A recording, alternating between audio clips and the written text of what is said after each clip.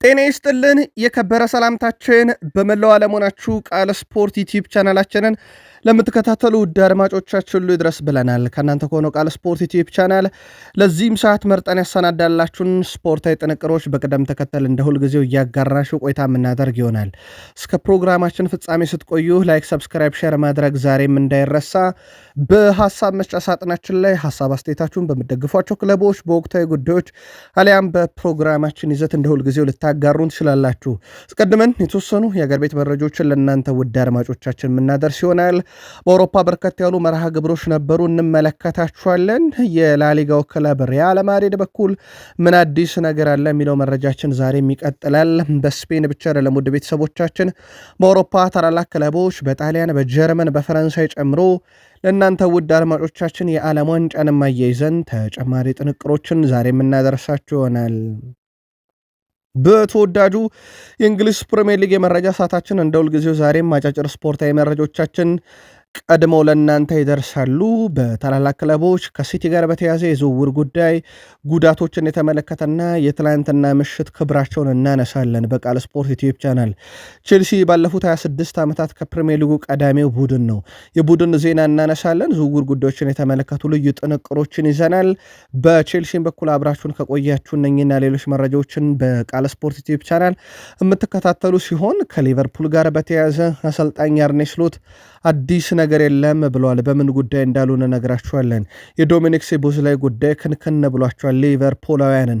የዝውውር ጉዳይ፣ ስለ ሌጀንዱ ስንብትና ዛሬ ስለሚደረገው ተጠባቂ ጨዋታ በሊቨርፑል በኩል በቃል ስፖርት ዩቲዩብ ቻናል መረጃ ይዘናል። የምሽት 4 ሰዓቱን የቪላ ፓርክ ስቴዲየም የአስቶን ቪላና የሊቨርፑልም ጨዋታ ቅድመ ግምት በቃል ስፖርት ዩቲዩብ ቻናል በሀሳብ መስጫ ሳጥናችን ላይ እየጻፋችሁ ቆዩን።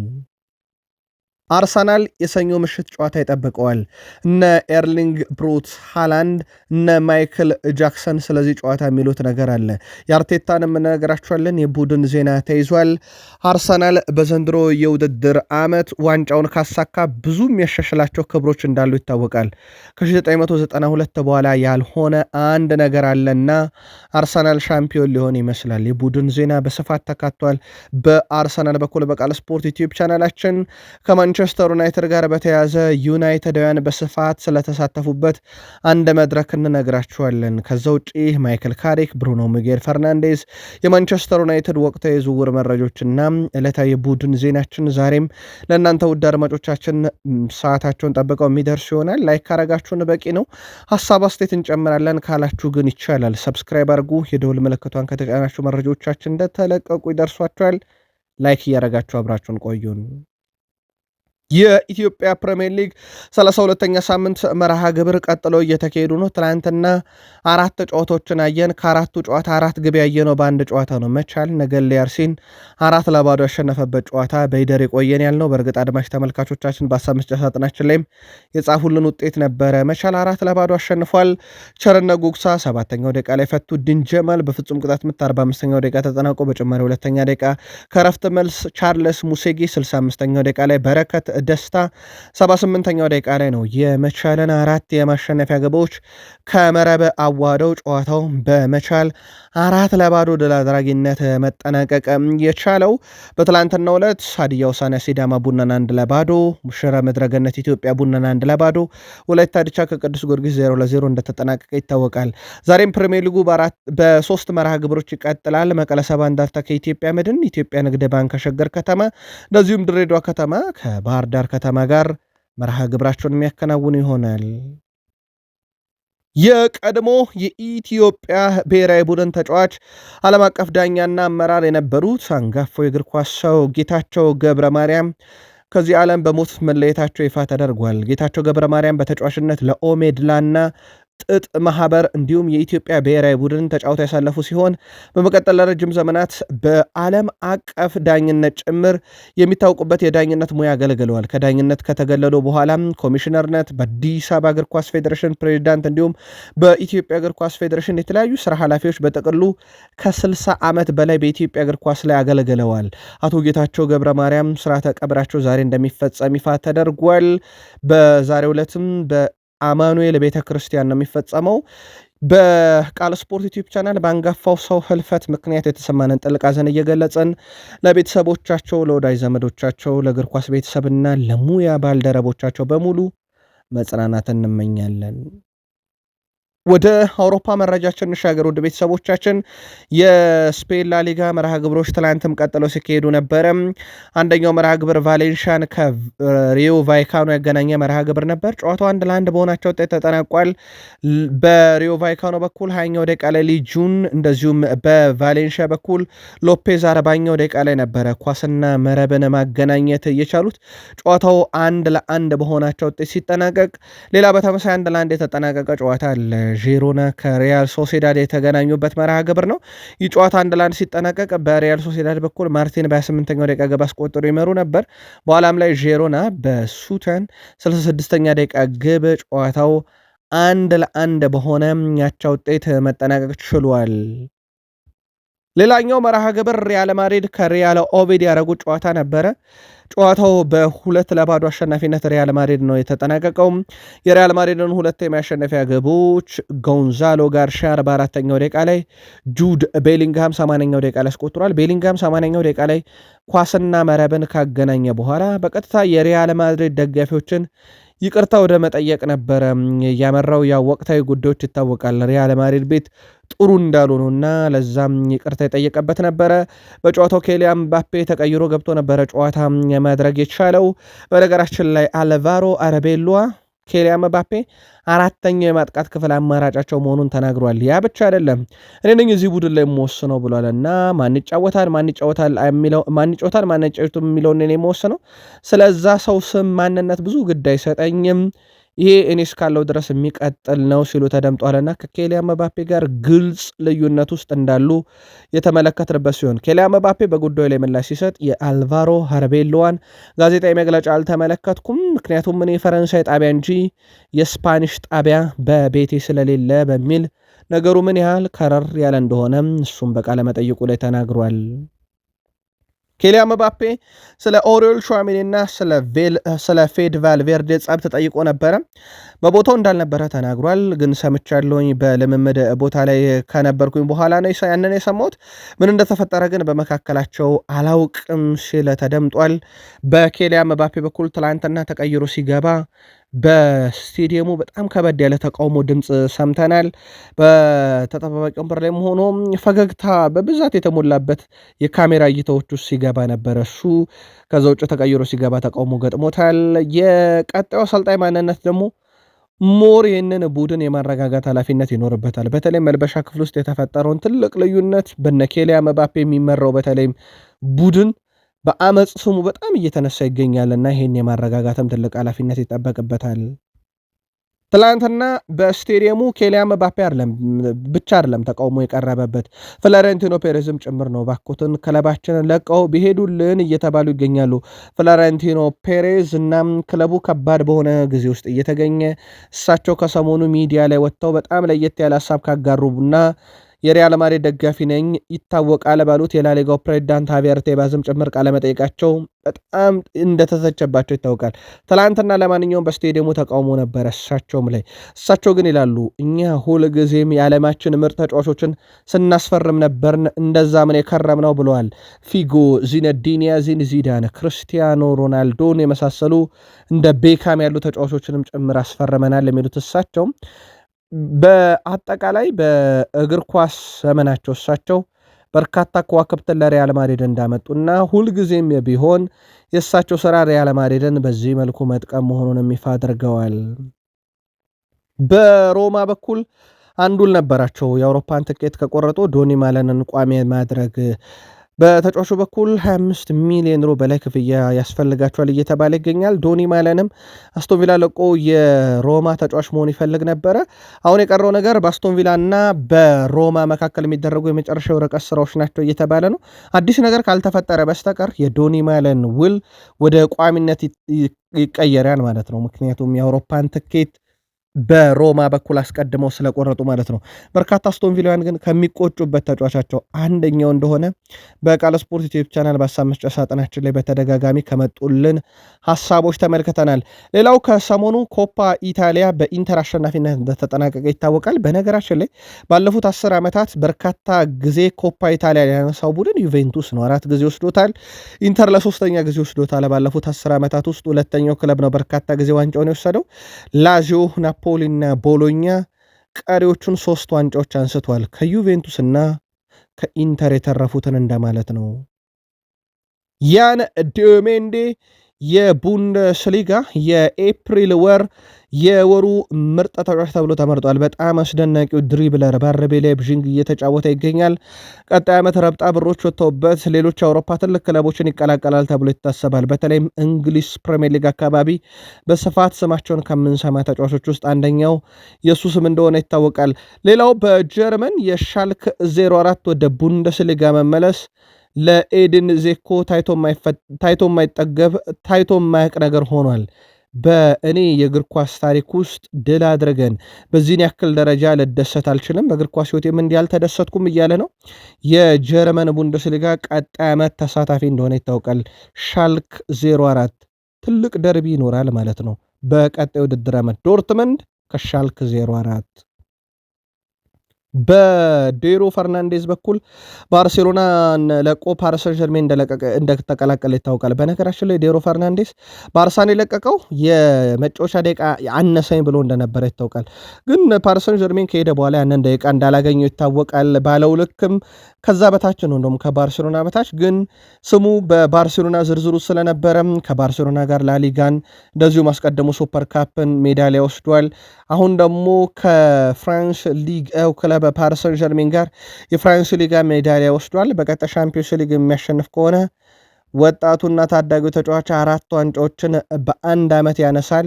በጣም አስገራሚ ጉዞ ላይ ይገኛል። እንዳልኳችሁ ግን ያ ፈልጎት የሄደው የመጫወቻ ደቂቃ ከባርሴሎና በፓሪስ ሰን ዠርሜን ግን አሁንም ሊገኝ አልቻለም። ደቂቃዎቹ ከባርሳም ከተጫወተባቸው ደቂቃ ያነሱ ናቸው።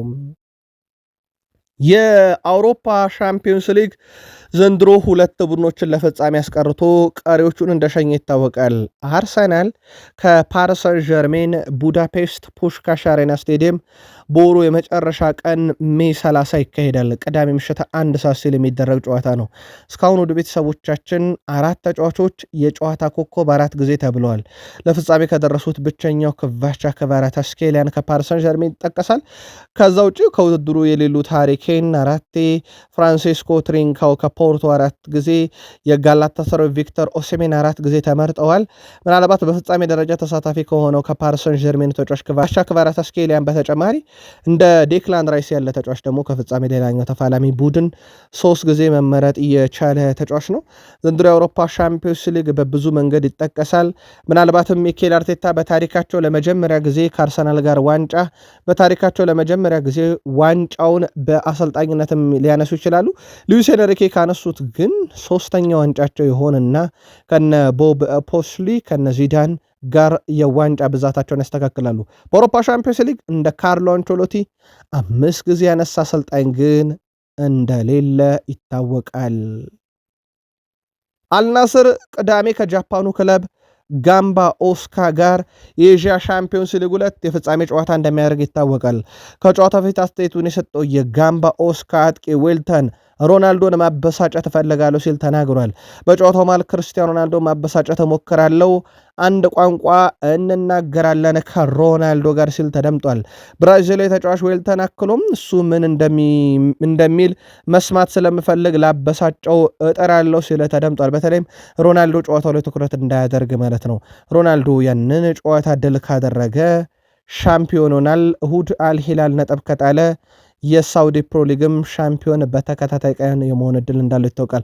ምናልባት ሮናልዶን ስላነሳን ነው። ሜሲ በእግር ኳስ ዘመኑ ሁሉም ደቂቃ ላይ ግብ አስቆጥሮ 1 ደቂቃ ብቻ ቀርቷለች። ያቺም 1 ደቂቃ ራሷ 1ኛ ደቂቃ ላይ ነው። ሮናልዶ በሁሉም ደቂቃ ላይ ግብ እንዳስቆጠረ ይታወቃል። ሜሲ የመጀመሪያዎቹ ሰከንድ ላይ ግብ እስካሁን አላስቆጠረም። ምናልባት ጫማ ሳይሰቅል ያደረገው የሆነ የሚል ይጠበቃል። ማኑኤል ኑዌር የጀርመን ብሔራዊ ቡድን 55 የመጀመሪያ እጩ ውስጥ ተካቷል። ውድ ቤተሰቦቻችን በ40 ዓመቱ ላይ የሚገኘው ማኑኤል ኑየር በቀጣይ የዩሊያን ኔግልስማን የ26 ተጫዋቾች ጥሪ አካልም ሊሆን ይችላል። የመጨረሻ ውሳኔ አልተወሰነም። በእርግጥ ቀጣይ ይወሰናል። በዚህ ተጫዋች በኩል ግን ማኑኤል ኑየር ቀጣዩ የብሔራዊ ቡድን አካል የመሆን እድሉ በጣም ሰፊ ነው እየተባለ ነው። ማኑኤል ኑየር አልተጠበቀም ነበር በዚህ ዓመት በጀርመን ብሔራዊ ቡድን ውስጥ ይገኛልም ተብሎ። ፈረንሳይ ብሔራዊ ቡድን በቀጣይ ዓለም ዋንጫ የሚጠቀሙትን የቡድን ስብስብ ይፋ አድርገዋል። አሰልጣኝ ዲዲየር ዴሾፕ ባሳወቁት የ26 ተጫዋች ስብስብ ውስጥ የሪያል ማድሪዱ ኤድዋርዶ ካማቪንጋ ለመካተቱ አነጋጋሪ ይሆናል። ጥሪ ከቀረበላቸው ተጫዋቾች መካከል 12ቱ በዓለም ዋንጫ ውድድራቸውን ያደርጋሉ ለመጀመሪያ ጊዜ። የቡድን ስብስቡ ላይ ግን ፊት መስመሩ በጣም ነው የሚያስፈራው። ውድ ቤተሰቦቻችን የዚህ ስብስብ ማለት ነው። ለአብነት ያክል ፊት መስመሩ ላይ ብናየው እነ አክሉች፣ እነ ባርኮላ፣ ቼርኪ፣ ዴምቤሌ፣ ዴዘርዶዌ፣ ዣን ፌሊፔ ማቴታ፣ ኬሊያን መባፔ፣ ኦሊሴ እና እንደ ማርከስ ቱራም ያሉ ተጫዋቾች ፊት መስመሩ ላይ ያሉና በጣም ጥንቅቅ ያለ የፊት መስመር ይመስላል። ያው ከእሳቸው ከዲዲየር ዴሾፕ ዝርዝር ውጭ የሆኑት ከኤድዋርዶ ካማቪንጋ በተጨማሪ ራንደል ኮሎሙአኒ፣ ኤል ጁኒየር ክሩፒ፣ ፍሎሪያን ቱቭነ፣ ክሮቲያን ቶሊንሶን፣ ኤስቴባን ሊዩፓል፣ ፔር ካሉሉ እንደዚሁም ኬፍራን ቱረም ይጠቀሳሉ። በነገራችን ላይ የኤል ጁኒየር ክሩፔ በበርነማውዝ ጊዜ በጣም አነጋጋሪ እንደነበረ ይታወቃል። ምናልባት የዲዲየር ዴሾፕ 26 ምርጫ ላይ ጎሏል መካተት ነበረበት የምትሉት ግን ማን ነው? ጻፉልን። ካርሎ አንቸሎቲ ወደ ክለብ እግር ኳስ እንደማይመለሱ ተረጋግጧል። በቅርብ ዓመታት ቢያንስ ካርሎ አንቸሎቲ እስከ 2030 የሚያቆያቸውን ውል ትላንትና ከብራዚል ብሔራዊ ቡድን ጋር ተፈራርመዋል። ጣሊያን አሰልጣኝ በሴሌሳዎቹ በሚቀጥሉት ሁለት የዓለም ዋንጫዎች 2026 እና 2030 አብረው ይቆያሉ ማለት ነው። ካርሎ አንቸሎቲ እና ሴሌሳዎቹ የመጀመሪያ የዓለም ዋንጫ ሙከራቸውን ከአንድ ወር በኋላ ይሞከራሉ ማለት ነው። በቀጣይነት እሳቸው ወደ ክለብ እግር ኳስ በጊዜ እንደማይመለሱም ፍንጭ የሰጡበት ፊርማን ነው ትላንትና በብራዚል እግር ኳስ ፌዴሬሽን ጽሕፈት ቤት ተገኝተው የፈረሙት። ቃል ስፖርት ዩቲዩብ ቻናል ላይ ትገኛላችሁ። ከሀገር ቤት እስከ ባህር ማዶ የተመራረጡ ስፖርታዊ ጥንቅሮችን እያጋራናችሁ እንገኛለን። ከተወዳጁ የእንግሊዝ ፕሪሚየር ሊግ ብቻ ወዳገኘናቸው የዕለቱ ጥንቅሮቻችን እንሻገር። ከፕሪሚየር ሊግ የመረጃ ሰዓታችን ጋር ስትቆዩን ላይክ፣ ሰብስክራይብ፣ ሼር ማድረግ እንዳይረሳ። በተለይም ላይክ እያደረጋችሁ አብራችሁን ቆዩን። ፕሪሚየር ሊጉ ተጨማሪ የቫር እገዛዎችን ውድቅ አድርጓል። እንደ ሌኪፕ ዘገባ ከሆነ በተለይም በጣም እየተስፋፋ የመጣውን የቫር ቴክኖሎጂ በሌሎች የጨዋታ እንቅስቃሴ ላይ ለመጠቀም ፊፋ እንዳቀደ ይታወቃል። ፊፋ በቀጣይ የቫር እንቅስቃሴ የማዕዘን ምትና ሁለተኛ ቢጫ ካርድ ላይ ጣልቃ እንዲገባ እንደሚፈቅድ ይታወቃል። ፕሪሚየር ሊጉ ይህንን ጉዳይ እንደማይቀበለው ተረጋግጦ ነገር ግን በቀጣይ ወር ዓመታዊ ስብሰባ ይካሄዳል። በፕሪሚየር ሊግ 20 ተሳታፊ ክለቦች ያደጉትና ቀሪዎቹ 17ቱን ጨምሮ 20ዎቹ ውይይት ይደረጋል። በዛ ውይይት ላይ በድምፅ ብልጫ ውሳኔ የሚወሰን ይሆናል። ይህን መረጃ እስካቀረብንበት ሰዓት ድረስ ግን ፕሪሚየር ሊጉ ኦፊሻሊ ይህን ነገር እንደማይቀበለውና የ20ዎቹን ክለቦች ድምፅ እየጠበቀ መሆኑ ነው ይፋ የተደረገው። ከዝውውር ጋር በተያያዘ የሌስተር ሲቲው ታዳጊ ተጫዋች ጀርሜ ሞንጋ ወደ 10 የሚጠጉ የፕሪሚየር ሊግ ክለቦች እንደሚፈልጉት የተረጋገጠ ሲሆን በትልቅ ደረጃ ማንቸስተር ዩናይትድ፣ አርሰናል፣ ሌሎች የፕሪሚየር ሊግ ተሳታፊ ክለቦች እንደ ኒውካስል፣ ሊድስ የመሳሰሉ ክለቦች የዚህ ታዳጊ ተጫዋች ጀርሜ ሞንጋ ፈላጊ ናቸው። ከሰሞኑ በዩናይትድ መረጃ ስሙን አንስተን እንደነበረ ይታወቃል። የዚህን የሌስተር ሲቲ ተጫዋች ሌስተር ሲቲ ወደ ሊግ 1 እንደወረደ ይታወቃል። ሌላው በበርንማውዝ በኩል አሌክስ ስኮት የመሸጥ ፍላጎት እንደሌላቸው በስፋት እየተነገረ ይገኛል። በዚህ ተጫዋች በኩል በርካታ ክለቦች ፍላጎት አላቸው። ይህም ተጫዋች የ22 ዓመቱ አሌክስ ስኮት ላይ ማንቸስተር ዩናይትድ፣ ቼልሲ እና ስፐርስ ፍላጎት እንዳላቸው መረጃዎች ሲወጡ፣ በተጨማሪነት በዛው ቡድን ውስጥ በጣም አስደናቂ ጊዜን እያሳለፈ የሚገኘው የፊት መስመር ተጫዋቹ ጁኒቨር ክሩፒም በቀጣይ ክለቡን አይለቅም እየተባለ ይገኛል። ምናልባት የዚህ ተጫዋች ዝውውር ሂሳብ ራሱ ከ85 ሚሊዮን ፓውንድ በታችም እንደማይሆን ነው እየተዘገበ የሚገኘው። ኤቨርተን ቀጣይ የአጥቂ ክፍላቸውን ለማጠናከር ወደ ጣሊያን አቀንተው በሮማ ቤት ድንቅ ጊዜን እያሳለፈ የሚገኘው አርተም ዱቪክን ወደ ቡድኑ ማምጣት ይፈልጋሉ። በተለይም የዶኒ ማለን ውል ቋሚ ስለሚሆን ማለት ነው። የኤቨርተን እቅድ ውስጥ ተይዟል። ይህንን አጥቂ ለፕሪሚየር ሊግ መልሶ ለማምጣት እቅድ የያዘው ደግሞ ዴቪድ ሞይስ የሚመሩት ሰማዮቹ ኤቨርተኖች ናቸው። ምናልባት ኤቨርተንን ካነሳን ግን በዚሁ የተወሰነ መረጃ እንጨምርላችሁ።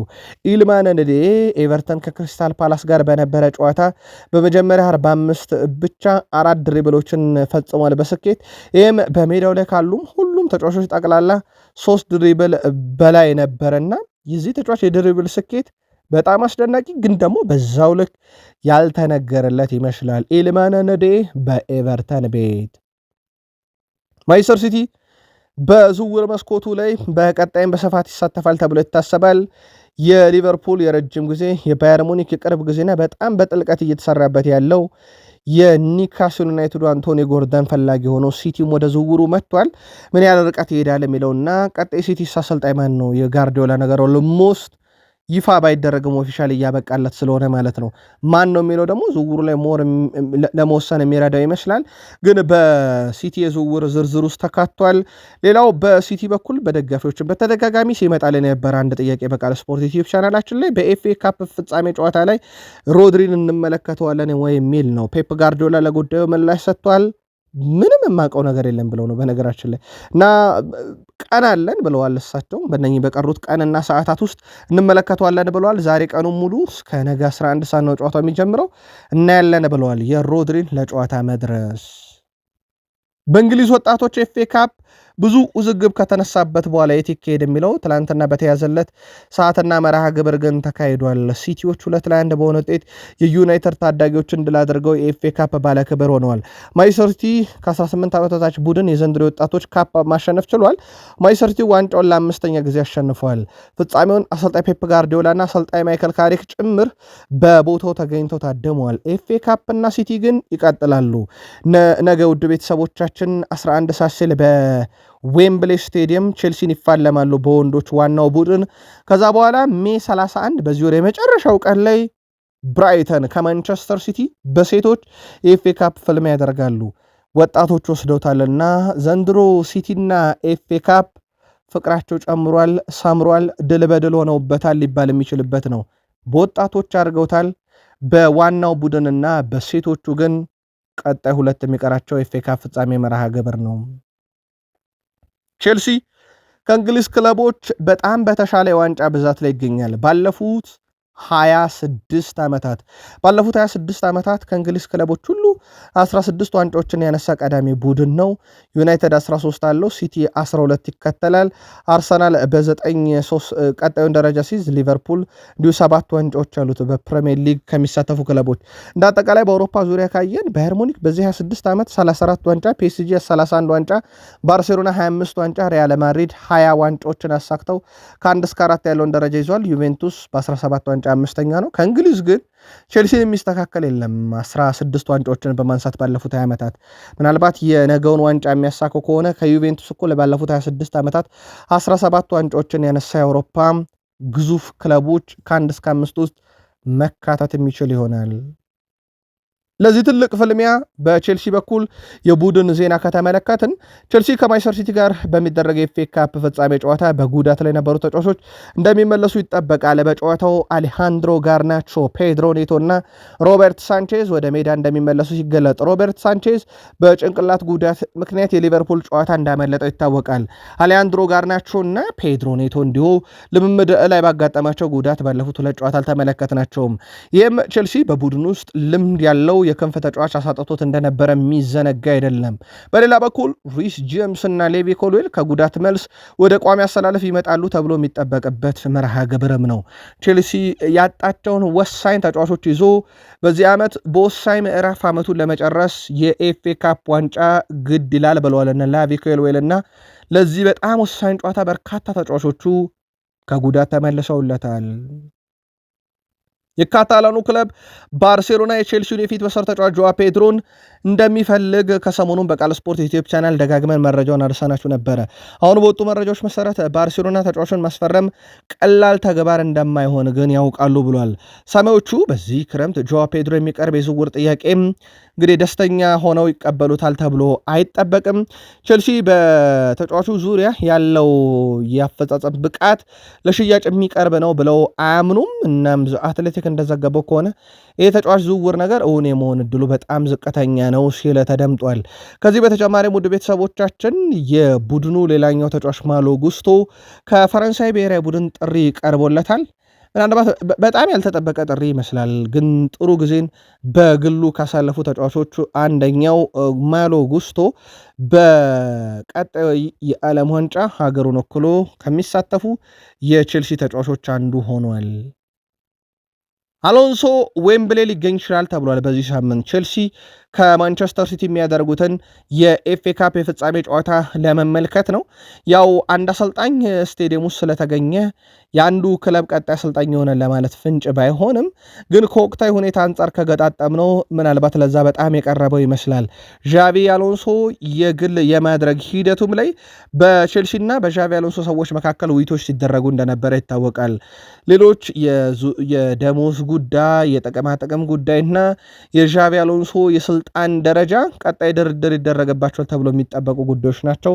ከ3 ዓመት በላይ የሆነ ኮንትራክትና ጠቀም ያለ ደሞዝ ውል ዙሪያም ውይይት ያደርጋሉ ተብሎ ሙር እንደሚጠበቅ ነው ስካይ ስፖርት ይፋ ያደረገው። በቅርብ ሰዎችና በቼልሲ ሰዎች መካከልና በአሎንሶ ቅርብ ሰዎች መካከል ውይይት እንደነበረ ይታወቃል። ምናልባት ለቼልሲ ደጋፊዎች አንድ መረጃ እንጨምርላችሁ። ሳም ኬረን ታስታውሷታላችሁ ብለን እናስባለን። ባለፉት 6 ዓመት በላይ በቼልሲ ተጫውታለች። የቼልሲ 6 ዓመት ቆይቷ ግን በቼልሲ እግር ኳስ ታሪክ ውስጥ በርካታ የግብ ባለቤት የሆነች ሴት ናት። በነገራችን ላይ ከፍተኛ ግብ አስቆጣሪ ናት በሴቶች የፕሪሚየር ሊግ ታሪክም።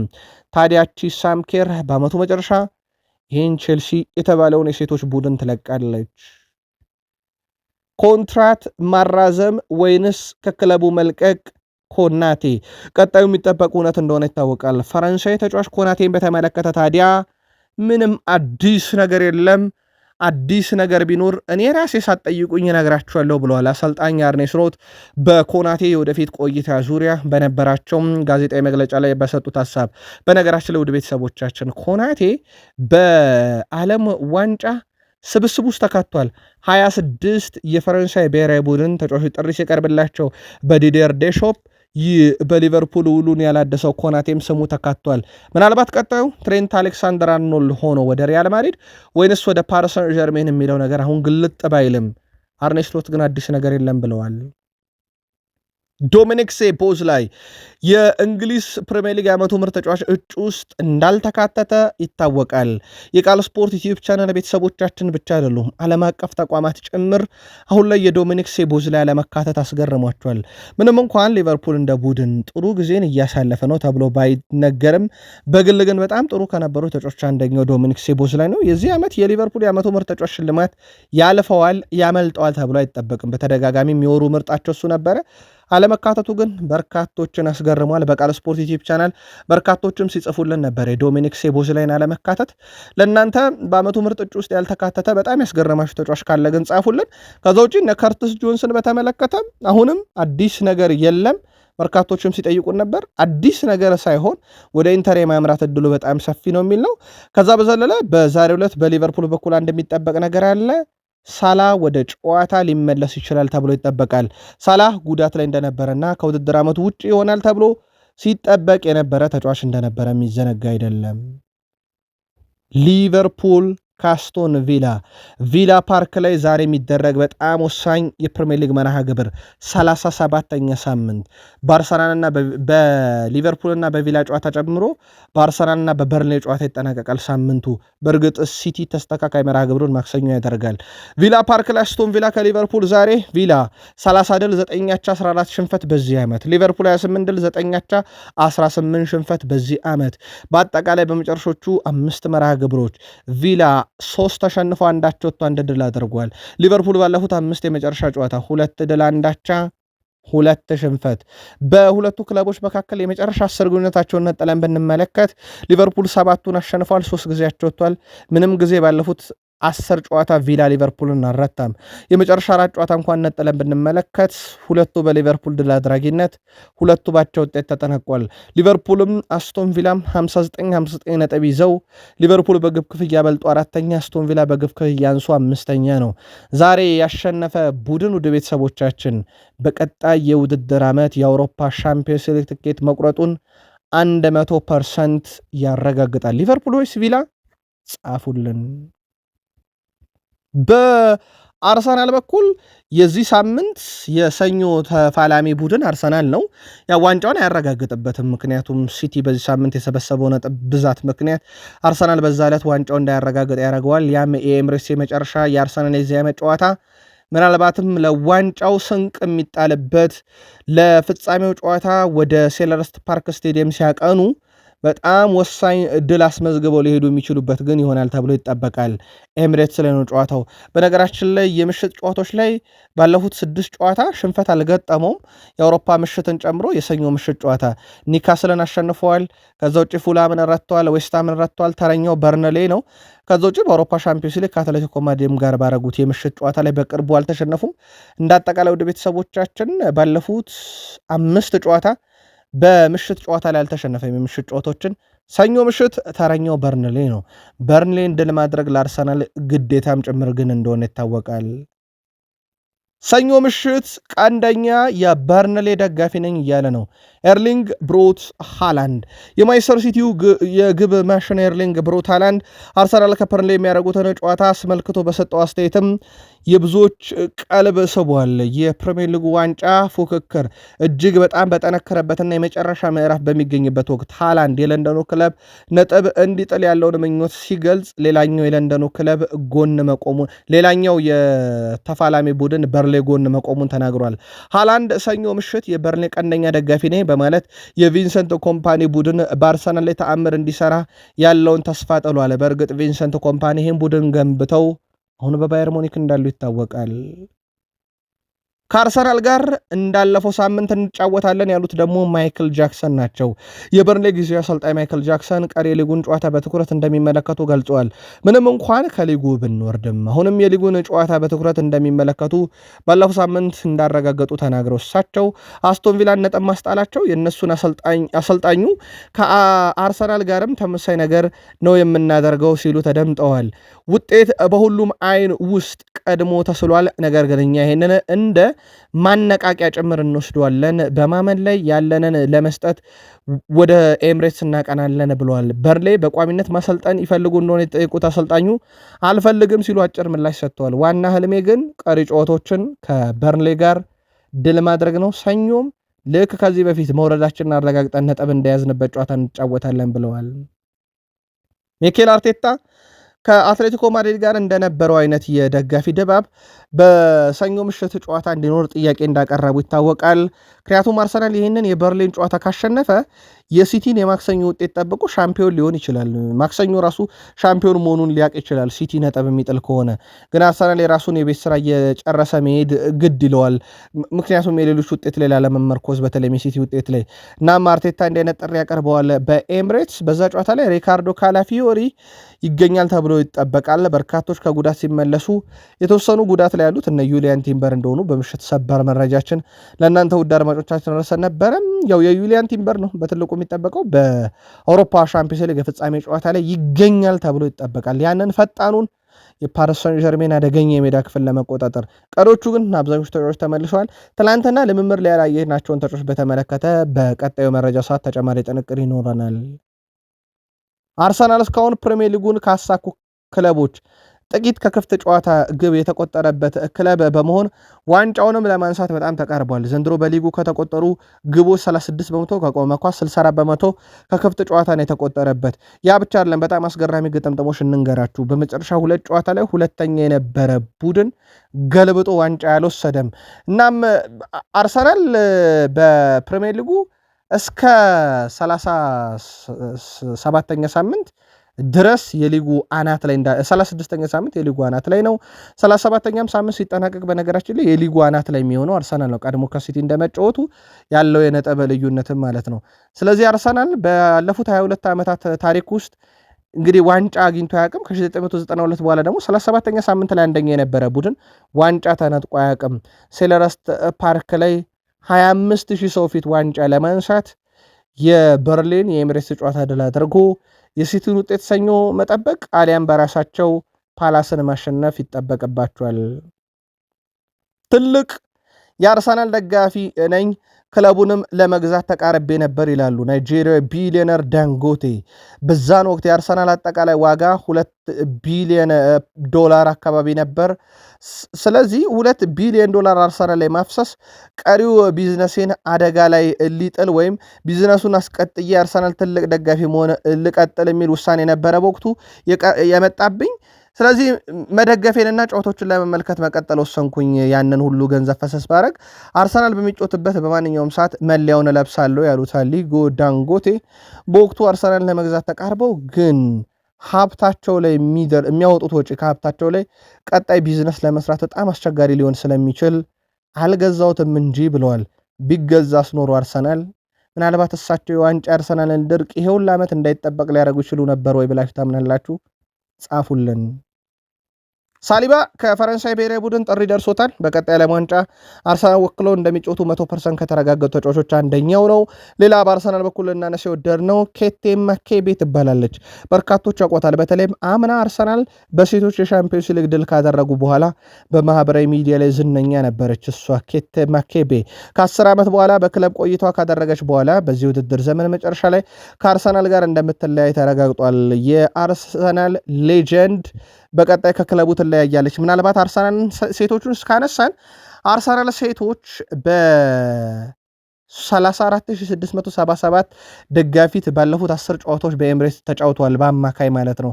ይሄ በነገራችን ላይ ከፕሪሚየር ሊግ ክለቦች ከ13ቱ ልቀው ተገኝተዋል። በጣም አስገራሚ ነው። በአማካይ በስቴዲየም የሚገባላቸው ደጋፊ ቁጥርና የአርሰናል ሴቶች በርካታ ተመልካች እያገኘ ያለ የሴቶች የፕሪሚየር ሊግ ክለብም ሆኗል።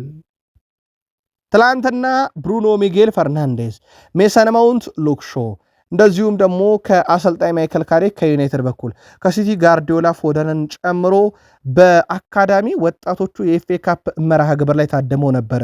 የሲቲ ታዳጊዎቹ 2-1 ባሸነፉበት ማለት ነው። ከዩናይትድ እና ካሪክ ተገኝተው ነበረ።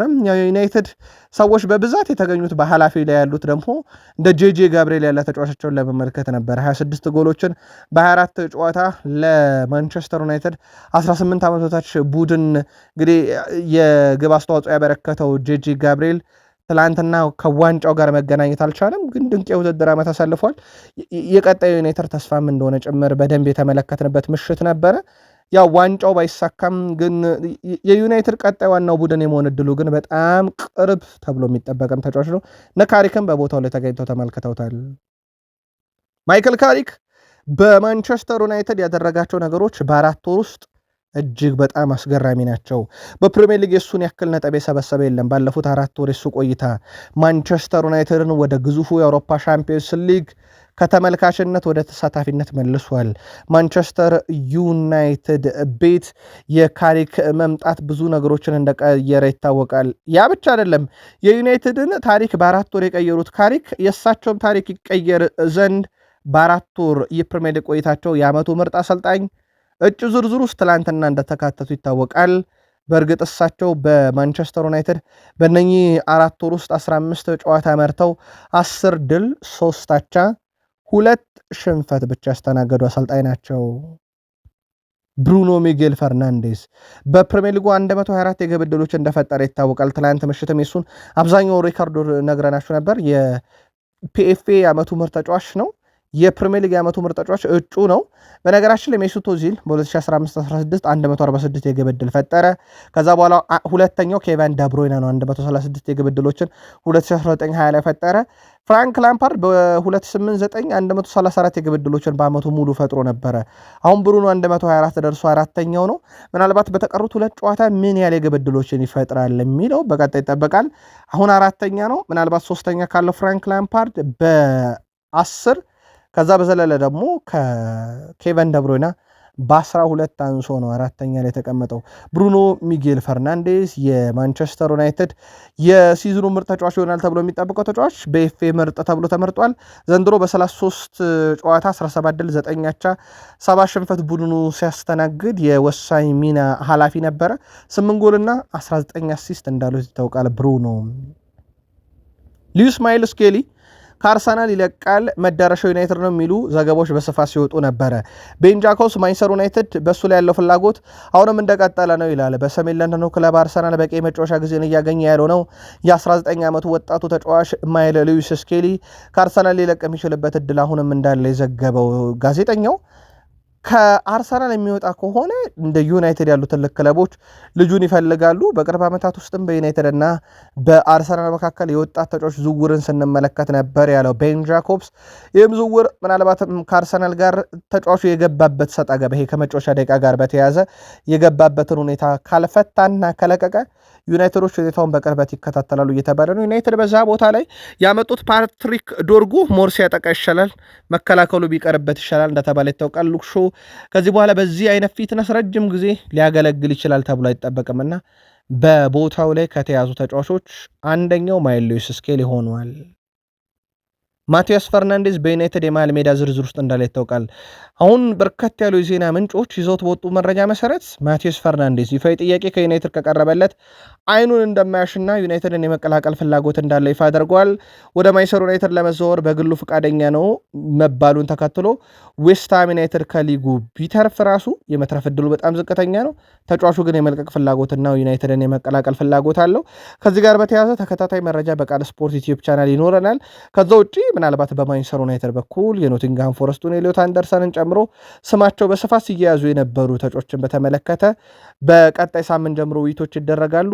ግን የዝውውር ሂሳባቸው በእንግሊዝ ልምድ አላቸው የተባሉትና ኤሊዮት አንደርሰን ከ100 ሚሊዮን ፓውንድ በላይ እንደሆነ ይታወቃል።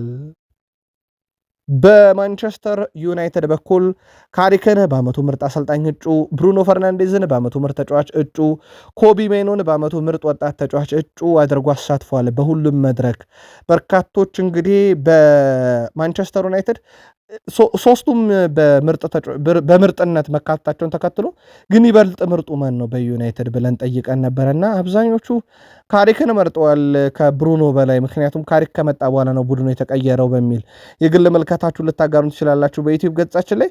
ከዛ በዘለለ ማንቸስተር ዩናይትዶች በዚህ ሳምንት መጨረሻ ከኖቲንግሃም ፎረስት ጋር በኦልድ ትራፎርድ በሚያደርጉት ጨዋታ ይፋ የሚያደርጉትን መለያቸውን ትላንትና በማህበራዊ ትስስር ገጽ ለደጋፊዎቻቸው ይፋ አድርገዋል።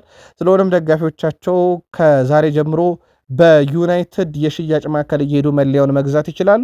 ቀጣይ ውድድር ዓመት የሚለበሰው መለያ ነው። ቃል ስፖርት ዩቲዩብ ቻናላችን ላይ ትገኛላችሁ። ዛሬ ቪላ ፓርክ ላይ አስቶን ቪላ ከሊቨርፑል ጋር ጨዋታቸውን በፕሪሚየር ሊግ 37ኛ ሳምንት አንድ ብለው ይጀምራሉ።